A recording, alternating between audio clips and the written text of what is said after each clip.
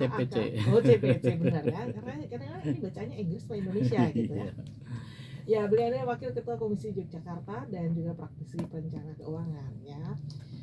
Apa kabar semuanya? Luar biasa Mbak Dia. Oke. Sehat Berarti selalu. yang satu Mbak Dia. sehat, yang satu luar biasa. Berarti luar biasa sehat gitu ya. Sehatnya luar biasa. Luar biasa. Oke. Nah, kalau ngomongin sales strategi dalam meraih cuan di pasar saham ini ya, padahal kalau kebanyakan sekarang ini yang dihimbau itu masuk ke pasar saham adalah personal, individu gitu ya. Nah ini berarti nanti perannya teman-teman sales di sekuritas, terus di mana gitu ya. Nah boleh dong jadi ceritain dikit mungkin Mas Marco, ini panggilannya Mas Alif, Buna, Marco? Marco saja. Oh Marco saja. Mas Marco saja? Boleh. Oh enggak. Mas Marco gitu ya. Silahkan. Jadi kalau teman-teman sales di sekuritas itu seperti apa dan juga sebenarnya dunia sekuritas itu seperti apa? Ya. Oke, terima kasih Mbak Dia, Mas Adi juga kesempatannya di sore hari ini bisa sharing-sharing nih di radio untuk teman-teman yang mendengarkan. Jadi mungkin berbagi ya dari posisi sales kita seperti apa tugasnya, posisinya. Jadi yang pertama kita mengedukasi sebenarnya. Pertama yang mengedukasi seperti tugas kita kan yang membantu para seperti Bursa Efek dan juga OJK untuk meningkatkan literasi dan keuangan seperti itu, karena itu kan poin yang penting untuk saat ini. Marak kan sekarang kan kita marak mungkin dari sejak 2020 hingga kini ya.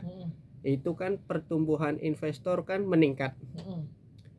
Tapi nggak dibarengi dengan kualitas. Ya, itu kan penting kan. Jadi kita pun sama-sama membangun, sama-sama menambah jumlah investor. Itu penting karena pertama kita pun negaranya yang sangat banyak, tetapi para pelaku investornya itu masih sangat minim. Katanya belum ada 10%. Belum ada. Itu mungkin sekarang 1%-an ya Mas Adi ya. 1% mungkin. Masa nggak naik sih? Oh iya. Nah, itu kan itu PR maksud saya gitu. Okay. Selain yang pertumbuhan investor yang terus meningkat, tapi kualitasnya ini belum memadai seperti itu ya Mas Adi. Nah, itu kan peran kita juga di sekuritas itu mewadahi masyarakat, mewadahi teman-teman, mewadahi siapapun yang ingin belajar khususnya tentang terkait dengan pasar modal. Khususnya lagi tentang saham, karena itu kan banyak mitos, banyak hoax, saham ini judi dan lain sebagainya. Itu kan persepsi ya yang negatif, yang sebenarnya itu ya nggak terjadi seperti itu, karena sejak dahulu kala saham sudah ada gitu. Sudah ada, bahkan sejak zaman dahulu kala pun saham itu memang udah ada gitu, bukti kepemilikan seperti itu pada ya sistemnya sudah ada, cuman kan ya sistemnya yang berubah, yang dulu konvensional sekarang sudah full digital atau online. Kita nggak perlu kan dulu harus mungkin ngantri, dan dulu pun kalau mau beli saham memang untuk orang kaya karena dulu saja sebelum 2014 itu satu lot itu 500 lembar. Nah sekarang itu kan satu lot hanya berapa? 100. Itu kan sudah 5 kali lipat. Nah itu mungkin gerakannya pemerintah juga seperti ya, nabung saham dan lain sebagainya. Teman-teman komunitas juga membantu kita juga sama-sama untuk membangun industri pasar modal yang sehat gitu. Jadi itu peran kita kayak gitu. Poinnya betul, selain kuantitas kita kualitas juga nih. Betul. Dan itu lebih penting ya. Jauh lebih penting ya. Oke, wah. Jadi membantu dari pihak pemerintah dan juga membantu dari masyarakat. Sekali lagi tentang itu. Ekosistem ya, lebih ke situ untuk teman-teman dari sales sekuritas itu. Oke. Nah, tadi sempat kita juga ngobrol Indonesia masyarakatnya berapa juta gitu. Ya. Sementara yang sudah 280. banyak banget. Sementara belum ada bahkan 2% ya. Belum. Yang istilahnya menginvestasikan dalam bentuk saham. Betul. Ini kalau sebenarnya ini angka kecil, angka besar, perbandingannya dengan mungkin negara tetangga terdekat itu. Ini perbandingannya sama siapa? Mungkin kalau kita bisa katakan, mohon maaf kalau datanya belum ditambahkan ya, tapi kita dengan Singapura saja itu kan kalah jauh, padahal Singapura kan negaranya sebesar apa sih gitu. Tapi kenapa mereka bisa maju dari segi ekonominya, GDP-nya ada bisa besar, itu kan ya yang harus kita cari tahu mengapa gitu kan. Nah, salah satunya kan industri pasar modal mereka sangat melek kayak gitu. Tahu harus kemana nih kita untuk mengalokasikan uang. Oke, bahkan kalau di Malaysia juga kalau nggak salah lebih tinggi dari Indonesia. Lebih tinggi, iya. Oke, padahal kalau ada yang bilang saham tuh judi. Iya. Artinya di Malaysia padahal syariatnya sangat bagus. Nah, betul. Ini problem juga gitu. Yang saya pun gimana ya? Ini kan sebenarnya masalah mindset dan perilaku ya. Kalau mau bilang judi atau enggak, kehidupan kita pun penuh dengan spekulasi. Ya enggak, Mbak Dia? Kita kalau mau bicara fair nih, kita bicara aja lah. Kita hidup pun penuh dengan ketidakpastian. Benar. Nah, perilaku kita sendiri kan sebenarnya yang menentukan kehidupan kita baik atau enggak. Begitupun di pasar saham. Ini judi atau enggak ya? Kita dong bersikapnya seperti apa. Gitu. Oke, sudah makin tahu. Nah, nanti kita akan mulai masuk benar-benar kalau misalnya jadi strategi salesnya tuh gimana di segmen yang kedua. Tadi sabar dulu ya. Oke, tadi kita jeda dulu. Ya, di jeda 2 pesan, nanti setelah itu silahkan telepon live boleh 0274 557 760. Untuk pesan di WhatsApp-nya tetap di 0815 689 6666. Smart FM Yogyakarta, terdepan menginspirasi dunia bisnis di Yogyakarta. Smart FM Jogja Spirit. Halo Jen, jadi belajar berkata baik kan? Saya nggak terlalu cepat kok. Enak banget sampai ngantuk. Enak banget sampai ngantuk. Aja ngeredek. Grogi. Enggak, lo aja. Ini kedengeran enggak ya? Enggak. Oh, dari dikecilin sana sama ya? Mbak dia. Ya. Jadilah dirimu sendiri. Sadar betul. Mas Adi udah biasa ya? Saya nggak biasa tapi dipaksa dibiasakan. Awal ya? Ya. Jadi nek wis ngomong gitu biasa loh. Betul. Saya adalah orang bukan plekmatis, melankolik dan introvert abis. Awalnya. To be honest. Sebenarnya sekarang, iya. Tapi gara-gara dipaksa dibiasakan, sekarang malah jadinya susah berhenti. Itu 14. Iya. Berubah jadi. Berubah. Power Ranger. Ada titipan dari Mbak Ana, bagaimana cara penjualan yang tepat dalam saham? Masuk. Dari salesnya ya, dari Ini Mbak Ana. Oh, Anastasia. Oh iya. Kirim lewat IG. Mbak Anastasia. Ya, cara penjualan yang tepat dalam saham. Oke.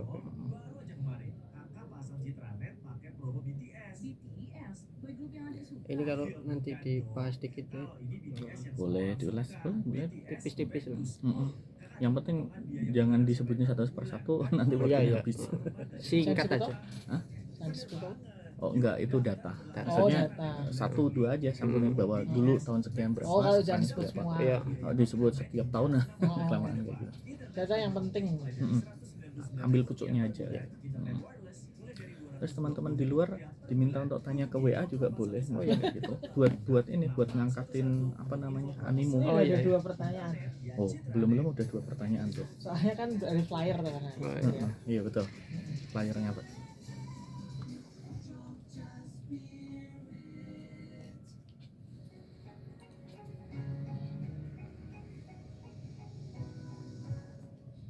Ya, Smart Listeners masih di program Sales Method hasil kerjasama Radio Smart FM Jogja dengan Komisi Yogyakarta. Saya Dia Paramita masih menemani Anda bersama dengan Mas Marco dan juga Mas Adi. Kita masih ngobrol sales strategi dalam meraih cuan di pasar saham. Nah, jadi tadi sudah tahu tugasnya apa dan apa itu istilahnya yang namanya saham.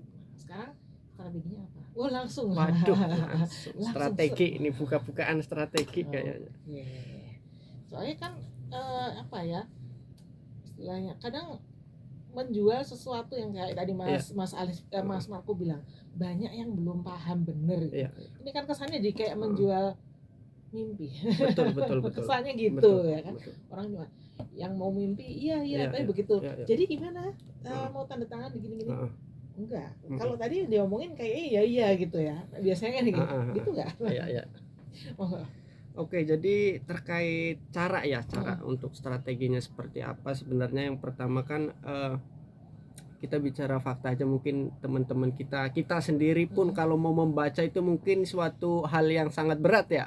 Itu yang pertama. Nah, makanya dari situ kita strateginya seperti apa, mengedukasi itu merupakan poin penting. Kita kan nggak mau kita pengen salesnya pun meningkat, tapi kalau kita nggak ada keakraban, kita nggak ada yang namanya jangka panjang terutama kepada nasabah, kepada klien, itu kan ya kurang bagus ya. Kita pun harus sama-sama penting mengedukasi bagaimana caranya ketika nasabah pun bisa untung tapi kedepannya pula bisa sustain. Nah, itu kan yang jarang nih. Penting ya, sustain ya. Gitu. Nah, caranya tuh gimana tuh supaya bisa sustain, kan itu pertanyaannya gitu. Jangan sampai kita ada tumbuh terus tebang lagi terus ada lagi, itu kan ya repot ya. Kita kualitasnya nggak naik-naik gitu. Nah, itu pentingnya. Nah, maka strateginya seperti apa, kita pendekatan personal biasanya seperti itu. Kita ada ekosistem tersendiri, komunitas untuk membangun wadah itu supaya investor itu bisa berkembang, terus bisa teredukasi, terus bisa mandiri. Nah, itu. Jadi itu yang kita maintain, terus kita bahasanya ya agak sulit nih bahasanya. Kita menjualnya seperti itu. Yang kita jual bukan hanya mimpi, tapi kita harus praktek juga. Nah, praktek itu kan sebenarnya yang agak sulit gitu, karena jawabannya itu kan waktu ya. Benar. Waktunya kan waktu. Nah, ini kan yang problematika sekarang tuh kan milenial jarang mau untuk berproses. Termasuk saya sendiri kan kadang juga. Nah, makanya itu kadang juga untuk mengedukasi itu buat ingat-ingat diri saya sendiri bahwa ya kita mau sukses sama-sama ya, jawabannya waktu itu nanti yang menjawab. Nah, dari waktu situ kan perlu yang namanya pengalaman. Ya enggak? Nah, pengalaman itu kan butuh seseorang. Nah, itu peran kita sebagai sales. Jadi kita membimbing nasabah, membimbing komunitas, membimbing ya masyarakat lah seperti itu. Sehingga ketika ada di dalam satu tempat itu kan vibes-nya beda. Kita mau untuk aksi gitu loh. Selain untuk belajar, kita praktik. Kayak gitu. Praktik untuk apa? Untuk invest. Nah, padahal kan sebenarnya ya mungkin kalau yang udah bisa baca itu bisa dibaca ya. Bisa diterawang. Bisa. Jangan diterawang, dibaca ya. Dibaca grafiknya ya. Walaupun namanya macam-macam, saya sudah lupa. Pernah ikut kelasnya tapi udah lupa. Boleh. Tidak berbakat berarti. Private. Oke ya. Bisa juga. Oh gitu bisa, ya. Nggak masalah. Ini sekaligus menjawab tadi pertanyaannya, Pak. Boleh. Apakah ada nggak sih kelas saham tapi buat pemula yang hanya kayak banyak? Ya. Oh, ada banget, Mbak. Ada banget. Itu ada banget. Mungkin teman-teman kalau ingin request atau pengen mungkin ada suatu komunitas atau ingin belajar, itu kami bisa memfasilitasi. Buat yang benar-benar awam nih. Itu kan kadang bingung nih kita, waduh mau belajar mesti kemana nih? Karena kan perlu yang benar dan perlu bisa dipertanggungjawabkan. Nah, itu kita sebenarnya ini bagian dari strategi sales ya. Iya, tapi itu kalau teman-teman mau ya bisa kepada kami gitu. Oke. Nah, ini kalau ngomongin tadi pakai praktek, padahal kan harus ada waktu. Betul. Nah, jadi berarti ada ikatan dong ya harusnya. Yes, betul. Nah, ikatan itu yang kita bangun itu mulai dari awal. Untuk bagaimana kan ya kenalan dulu lah, Mbak. Dia kita ya kalau nggak kenal nggak sayang dong gitu. Gimana nanti kita invest gitu. Kan tipis-tipis lah kita untuk investasi, sama dengan memilih pasangan itu kan katanya lokeyong seperti itu. Ya? Betul. Tapi ya menurut saya ada benarnya juga gitu. Itu perlu pendekatan kita dengan teman-teman, dengan klien gitu. Perlu tahu sebenarnya tujuannya apa kayak gitu kan. Itu kan pertama yang harus dipertanyakan itu dulu tujuannya. Jangan sampai kita punya tujuan nggak tahu stepnya, nggak tahu strateginya. Nah, maka dari itu ketika nanti kita berjalan itu ntar beda tuh satu dengan yang lainnya, stepnya apa, strateginya mau apa. Karena sehingga betul, makanya dari situ kan tadi saya utarakan waktu ya. Waktu untuk belajar, untuk experience tadi, pengalaman, sehingga tahu tuh nanti gayanya apa, stylenya untuk investasi kan. Ini contoh harus pakai contoh ya, harus contoh. Ada seseorang nih, seseorang yang mungkin kepribadiannya itu mudah cemas, mudah khawatir gitu, nggak bisa tenang. dia mau trading, Overthinking. yes, overthinking, mau invest di saham ya Heeh. itu nanti agak ribet juga Mm-mm. karena dia mudah panik gitu. Sedangkan pasar saham itu menghadapi ketidakpastian. Begitu, meskipun sama di kehidupan pun banyak nggak pastinya gitu. Tapi itu penting, maksudnya kenali dulu diri kita, orangnya seperti apa, karena itu menentukan kita bisa sukses atau enggak. Hmm. Nah, begitu sebaliknya orang yang santai, yang tenang, kalem gitu, bisa menahan diri dan emosinya itu ya bisa bakat gitu untuk bertahan di survive di pasar modal, khususnya di saham gitu. Hmm. Nah itu nanti kita bisa mengarahkan tuh, oh nih kayaknya cocoknya jenengan nggak di saham gitu, mungkin di reksadana karena yang nggak usah mikirin, nggak usah apa, lebih rileks gitu. Nah itu contoh seperti itu Mbak Dia. Oke. Nah, ini soalnya kadang-kadang ada nih yang apalagi sekarang cenderung FOMO. Yes. Wah, Ya itu. kan? FOMO terus juga apa ikut-ikutan juga gitu ya. Nah, kemudian akhirnya malah justru bikin saham yang katanya Iya. 100.000 aja bisa, ternyata malah Iya, boncos. iya, iya. Wah. Ini nih pertanyaan ini nih. Nah, ini kan mungkin karena tadi ya kurang mengenali, Yes, kurang betul, mengenali. Padahal saham kan tiap saham itu punya karakter Iya. masing-masing gitu ya, Mas. Betul. Marco. Jadi saham itu ada karakternya masing-masing, ada klasifikasinya. Ada banyak banget. Ada banyak banget. Sekarang perusahaan yang tercatat di Bursa Efek itu data terbaru 2023 ya ada sekitar 800-an. Wow. Coba kalau kita mau milih yang mana perusahaan yang bagus, tentu kan itu kan perlu ada strategi kan. Kita Oke. perlu mengetahui dulu dong Hmm. teorinya, bagaimana cara memilihnya. Meskipun dengan 100.000 itu kita memang sudah bisa untuk transaksi gitu. Tapi pertanyaannya, apakah dengan 100.000 itu kita bisa memilih saham yang berkualitas? Nah, itu kan PR juga. Iya. PR juga 100.000 Bisa ya, bisa enggak ya? Ya, betul. Makanya ini psychology of money nih. Kalau Oke. sedikit diulas ini ya. Heeh. Kalau kita sekarang udah bisa memang untuk 100.000, tapi kita dirubah mindsetnya 100.000 bisa dapat apa? Oke. Kalau kita punya uang 100.000, otomatis kita akan fokus dengan uang 100.000 itu dong. Iya. Bisa apa yang bisa dibeli, otomatis kita hanya fokus ya saham yang murah-murah yang bisa dibeli dengan nominal 100.000. Oke. Pilihannya semakin kecil dan juga kualitasnya pun ya mengikuti dong. Beda kalau misalnya kita deposit ada di 10 juta, itu kita lebih enak, belajarnya juga serius. Kita memilih sahamnya pun yang bagus, indeks-indeks yang bagus kayak indeks LQ45, sehingga kita pun tahu nih, ini dengan uang sekian kita bisa milih perusahaan yang bagus kayak gitu. Enggak yang nama ini nih yang jadi masalah lagi, ketika 100.000 kan bisa hanya beli sahamnya yang biasa, yang murah. Nanti kan terjebak lagi dengan saham yang mungkin ini saham nih bikin judi dan lain sebagainya, karena fokusnya saham-saham yang kecil seperti itu. Gitu. Sebenarnya enggak seperti itu kan. Karena kita fokusnya dengan nilai yang 100.000 itu, maka kita hanya bisa membeli ya yang seperti Tapi ada itu. juga loh 100.000 yang saya ingat tuh saham bank plat merah waktu Iya. itu ya. Dari 100.000 jadi berapa? Berapa juta Ada. gitu. Tapi kalau kita tanya lagi itu ada berapa persen yang seperti Nah, itu benar. kan? Dari Lebih 800 kapan ya? iya. Ada lagi. gitu Ada kan. lagi. Harus ada bocoran dari Betul. dalam itu. Ya. Nah, itu penting lagi, Pak. Ketika kita investasi itu kan perlu waktu ya. Perlu waktu, tenaga dan biaya, itu udah pasti. Kadang kan teman-teman kita ya para milenial tentunya. Mas, saya ketinggalan, harusnya dari tahun lalu gitu kan. Udah harus kenal saham wis. Yang penting yang kemarin udah gitu, karena rezeki itu besok bukan sekarang. Yang penting sampean sekarang udah kenal. Kalau ketinggalan ya kita kejar, bener nggak?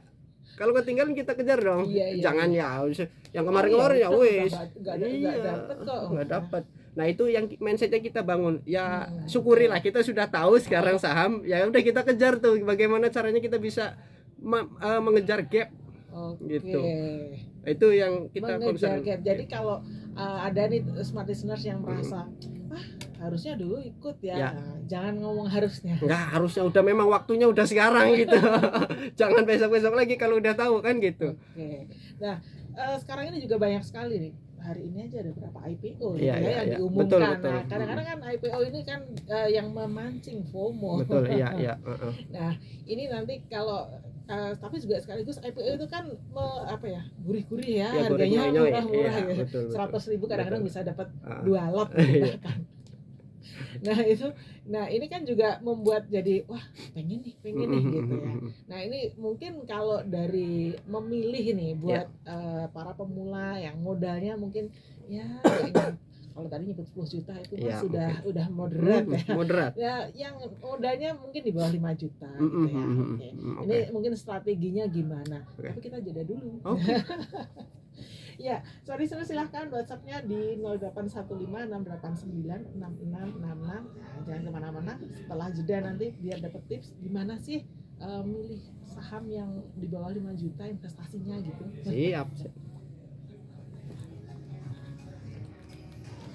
Sesi 2 lebih lanjut. Ini dibagi berapa segmen ya, Pak ya? Biar 4 4 ya. Ini masih 5 menit ya. Setelah ini 15 menit. Kolaborasi terbaru dari Smart Bank. Tingkatkan Soalnya ntar mereka masuk tau anak-anak ini.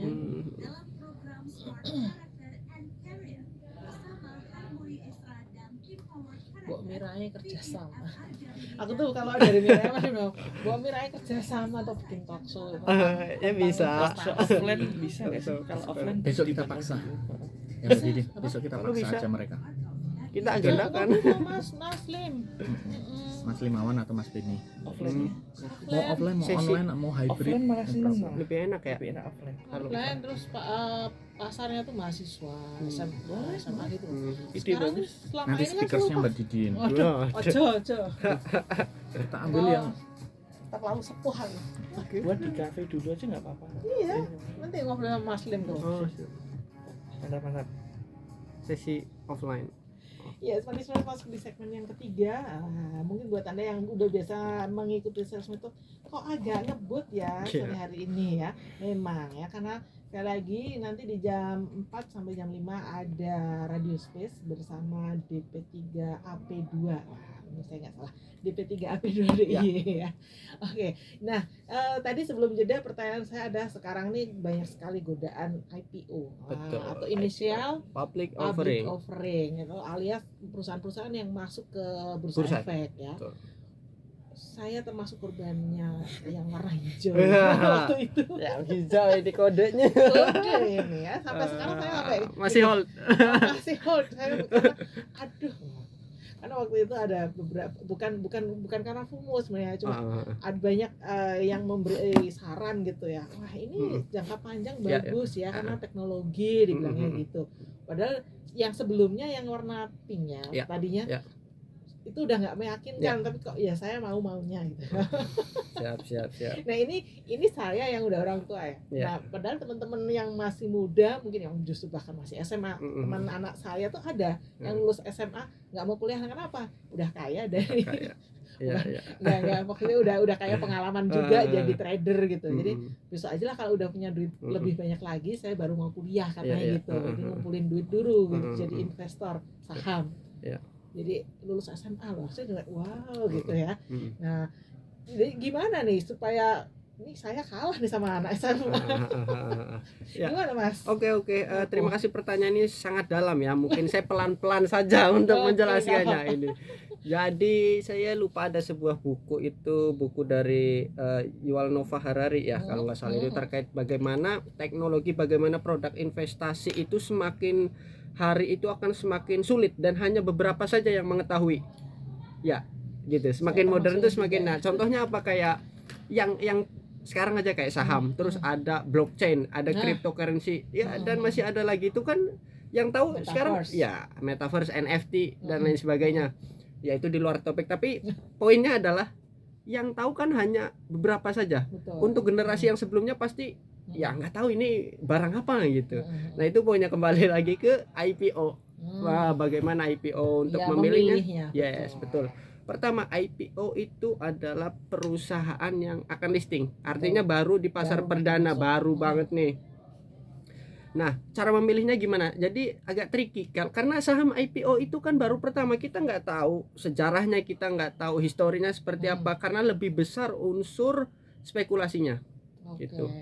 kalau teman-teman yang sudah lama pasti tahu gitu apa yang harus dilakukan untuk saham IPO itu. Oke. Kita nggak bisa berharap banyak kayak gitu. Tapi kalau dari pengalaman saya untuk IPO itu cukup sajalah, disyukuri saja.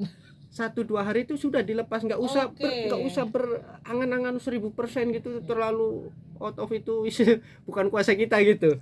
Tapi dari Kuasa kita. iya, Baik, tapi yang bisa kita kuasakan apa? Yang bisa kita kendalikan. Udah dikasih untung kok kita nggak mau, kan itu problem serakah kan? Oke. Iya kan? Kalau saya sih kasusnya telat itu. Iya. Nah, Telat itu, saya itu yang kedua tuh, poin yang kedua. Selain yang pertama tadi, yang kita harus mensyukuri. mensyukuri. Udah dikasih untung ya buru-buru dong. Yang kedua itu harus ada waktu tuh. Bener. Kalau nggak ada waktu ya nggak tahu, kalau suatu tiba-tiba dibawa anjlok kan itu nanti malah repot. Iya benar. Kembali lagi waktu yang bisa menjawab ya nggak tahu, yang bisa tahu ya mereka gitu. Nah itu poinnya, lebih tinggi, unsurnya lebih tinggi gitu loh. Kalau IPO Risikonya ya, betul benar. IPO. Jadi itu harus diperhatikan betul itu oleh Harus teman-teman. diperhatikan. Lebih baik sih pilih yang blue chip. Aduh, Iya. tapi kan blue chip mahal-mahal Iya, gitu iya, ya. iya, Ya nabung dulu. Ya nabung dulu. Memang begitu prosesnya. Memang begitu Memang gitu prosesnya. prosesnya. Iya, Oke. bisa dialihkan itu ke reksadana gitu. Untuk yang masih awal kayak gitu. Kan kalau saham risikonya tinggi, Iya. apalagi pada FOMO kan ikut IPO. Betul. Gimana? Nah, ini prinsip saya juga nih buat teman-teman yang mendengarkan mungkin di sore hari ini. Prinsipnya adalah nggak apa-apa. Kita telat kaya nggak apa-apa.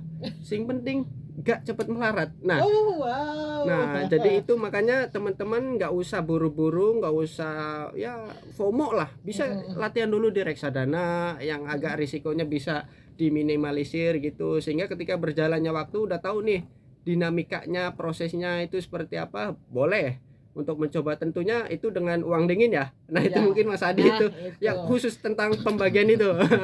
Mau apa ini, ada uang dingin, uang panas, apa ini Mas Adi? Aduh, hot money ya, sama cold money ya, Mbak Diah dan juga Mas Marco, smart Iya, iya. listener sekalian.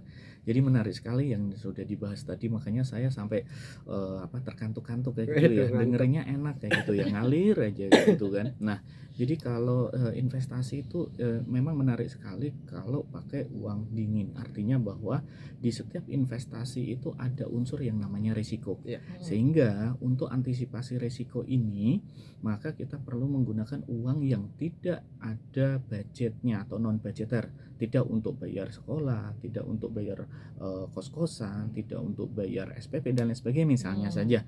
Tapi yang benar-benar setelah kita sisihkan dari kita mungkin pendapatan dari orang tua ataupun dari bisnis, yang kemudian daripada dianggurin tuh, nah baru mau dimasukkan ke investasi kayak gitu. Jadi harus pakai uang dingin ya. Iya. Nah, karena apa? Kalau uang panas banyak kemarin kejadian yang misalnya harus sampai dengan nyekolahin motor, mobil, bahkan jual tanah dan lain sebagainya. Nah, ini kemudian ternyata saham atau investasi yang dibeli boncos. Nah, ini kan jangan sampai terjadi kan. Apalagi kalau sampai dengan hutang. Nah, karena hutang dan investasi ini dua mata pisau yang sangat berlawanan.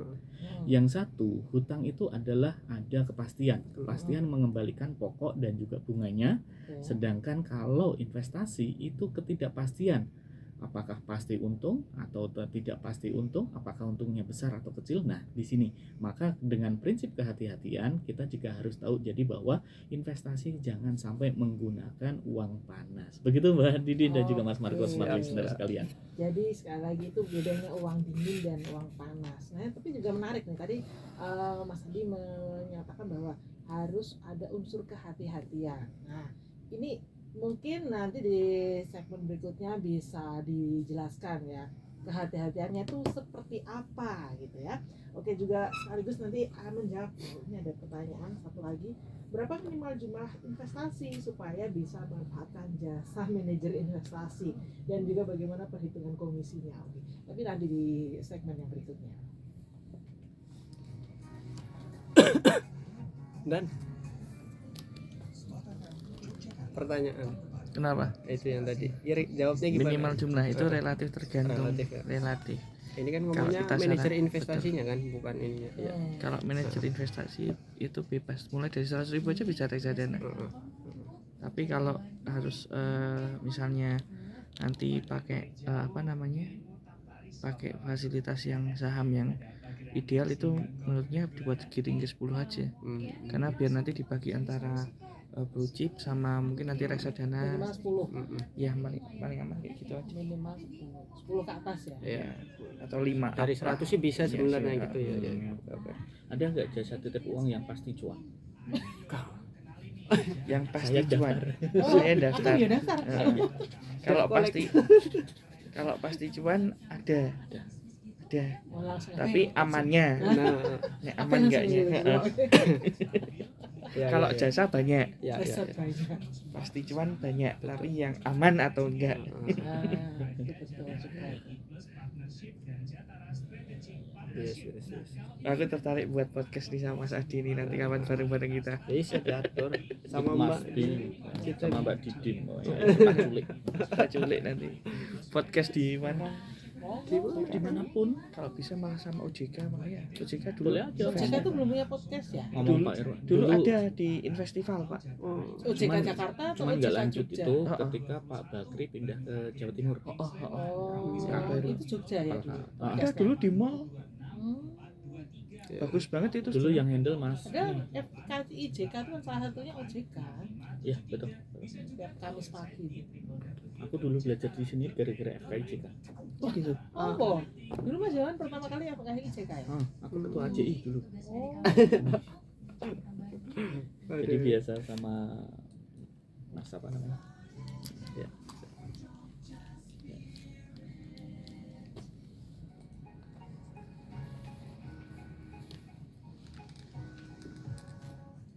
ya seperti sales di segmen yang keempat di Sales Method hasil kerjasama Radio Smart FM Jogja dengan komunitas sales seluruh Indonesia chapter Yogyakarta.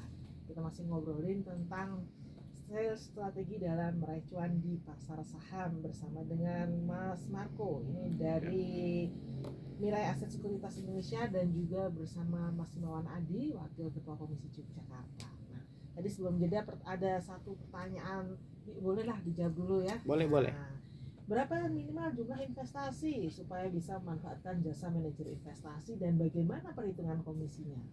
Oke, baik. Terima kasih pertanyaannya Mbak Dia. Jadi berapa Berapa? biayanya itu relatif.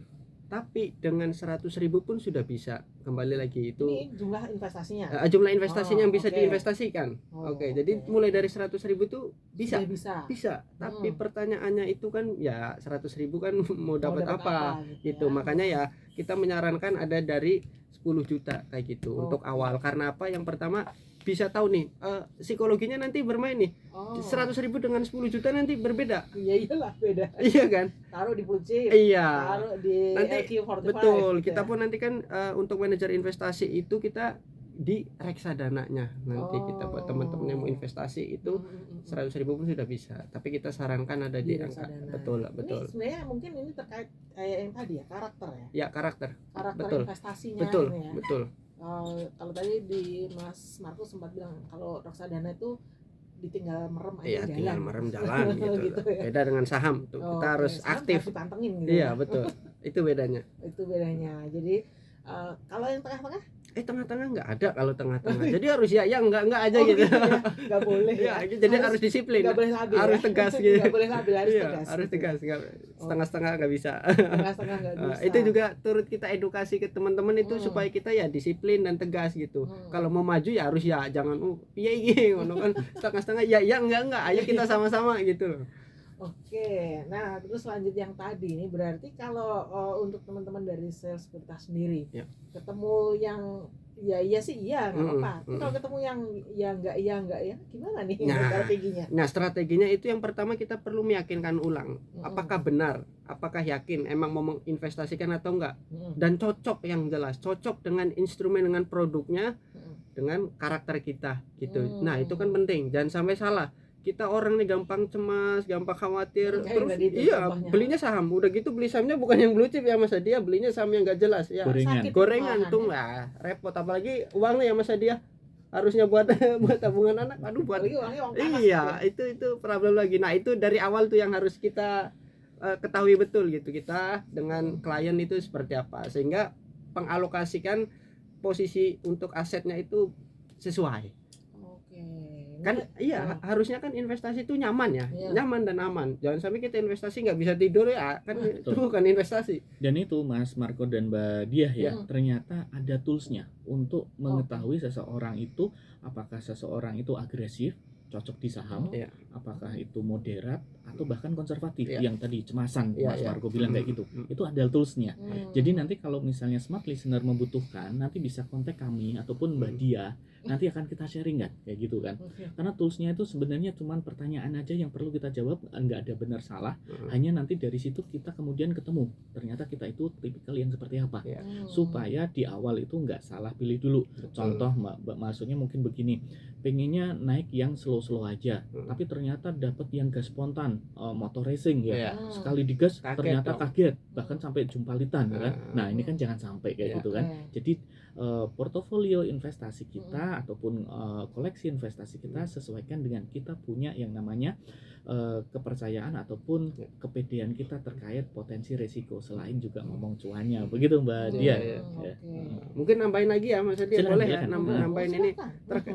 terkait dengan investor Hmm. untuk menghindari yang namanya produk investasi bodong ya Mas Adi. Ini kan penting ya, Benar, penting ya. untuk mengingatkan kembali untuk listener nih dimanapun Anda berada. Nah itu kan nggak bisa kita hilangkan loh yang namanya hoax atau ya produk investasi yang bodong. Itu nggak bisa kita hilangkan babat habis, itu nggak bisa. Nah terus pertanyaannya gimana caranya? Nah ini caranya itu kita mengedukasi. Kita mengedukasi kepada masyarakat, kepada ya yang baik yang nasabah ataupun non nasabah, karena dengan naiknya literasi pengetahuan masyarakat terhadap keuangan, produk-produk investasi itu bisa diminimalisir gitu. Jadi lebih ya nggak bakal kena lagi lah Ya, ke depannya. bisa eliminir lah untuk jadi Tereliminir korban ya. Iya, Jadi betul. kalau kata OJK itu pakai 2L Mbak Dia. Apa tuh? Apa itu 2L? Yaitu legal and logic Yes. katanya. Iya. Pertama adalah berarti ada logo-logo OJK tuh ataupun badan-badan yang memang berwenang menaungi suatu investasi. Karena kalau di Indonesia ini saat ini yang masih ada kan ada 3 nih. Selain OJK ada Bapepti, ada Kemenkop ya, yang dana penghimpunan dana pihak ketiga begitu. Nah, sehingga kita mesti tahu nih kalau ternyata dia nggak punya izin ini, nah hati-hati juga walaupun yang ditawarkan sangat menggiurkan kan begitu. Kemudian dari sisi logik, rata-rata untuk membuat yang namanya emotional buying, pembelian yang emosional yang nggak rasional terhadap suatu investasi itu kan penawaran yang menjanjikan surgawi. Oh, ini cuan dalam 1 bulan 30% misalnya. Siapa yang nggak mau kayak gitu kan? Nah, ini maka pakai logik aja. Kalau logikanya seseorang itu ternyata misalnya membuat ataupun mendapatkan potensi keuntungan gede, kira-kira dia mau berbagi sama orang lain nggak sih? Pertanyaannya tentunya nggak mau kan, karena sifat dasar manusia greedy kan, serakah kan. Nah biasanya kalau sampai berbusa-busa tapi dia menawarkan yang sesuatu yang kayaknya nggak masuk akal, nah hati-hati. Iya. Jadi apa istilahnya, kalau tadi kita sempat ngobrol pasti cuan nggak? Pasti. Tapi berapa kali? Iya. Nah itu karena terjadi juga oleh kemarin tuh kan ada yang kasus gitu ya. banyak. Sampai berapa bulan dia memang cuan. Keluarga saya pun ada yang terkena. Akhirnya confession ya ketika saya cerita gitu. Waduh, ini kan repot juga kayak gitu. Jadi pentingnya investasi itu harus dibarengi dengan kualitas itu sendiri. Makanya tugas kita sama-sama kan, nggak cuman bursa atau OJK. Kita dari sekuritas sebagai investment spesialis juga itu ya kewajibannya mengedukasi. Jadi nggak cuman untungnya di satu pihak atau enggak, tapi ya kita ya turut memajukan, mencerdaskan kehidupan bangsa. Itu kan penting ya. Sama-sama loh, kita gotong royong ya, sukses sama-sama kan lebih enak kita kalau sukses sama-sama kan. Gitu, nggak cuman kalau sendiri kan capek ya Mas Adi, betul nggak? Developing quantity with quality ya gitu ya. Jadi meningkatkan kuantitas dengan kualitas ya. Karena apa? Sekarang kalau dilihat dari OJK sendiri antara literasi dan inklusi, bahasa mudahnya literasi itu edukasi ya. Inklusi itu bahasa mudahnya jualan kayak gitu ya. Nah, itu ternyata kan masih jomplang nih. Ternyata orang lebih banyak yang membeli ataupun terjadinya penjualan tapi literasinya masih di bawahnya. Artinya bahwa masyarakat saat ini masih pada taraf membeli dalam quote unquote membeli kucing dalam karung, nggak tahu apa yang mereka beli. Nah, plus minusnya, risiko dan potensinya. Nah, yang biasanya yang kena mereka beli ya hanya karena janji surganya tadi. Nah, ini makanya yang kita juga harus hati-hati ya. Oke. Nah, ini ngomongin hati-hati tadi ya kan Mas Adi dan juga Mas Marco. ini kan banyak sekali yang kalau saya tadi bilang apakah itu perlu bakat ya investasi. Saya mau baca grafik Iya, iya.